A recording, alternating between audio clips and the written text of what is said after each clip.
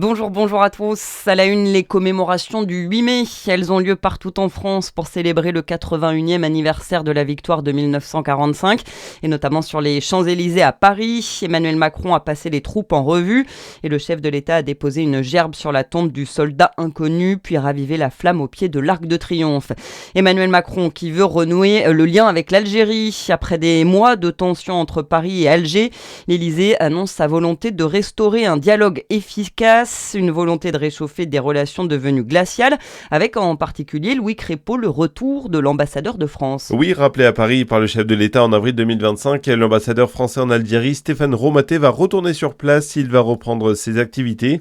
Signe très clair d'un apaisement des relations entre les deux pays. L'ambassadeur accompagne d'ailleurs dès aujourd'hui sur place la ministre déléguée aux armées Alice Ruffo pour commémorer les événements du 8 mai 1945 à Sétif, une répression violente par la France de manifestations indépendantiste.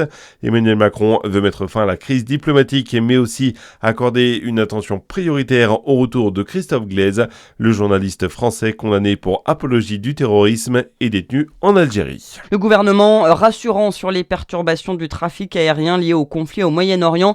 Il n'y aura pas d'annulation massive cet été, assure le ministre des Transports. Certaines compagnies annulent des vols à cause de l'augmentation de prix du kérosène. Et de nouvelles tensions entre Iran et États-Unis. Le cessez-le-feu mis à mal par des frappes la nuit dernière.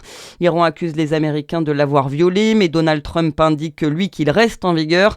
Le président des États-Unis évoque, je cite, une broutille.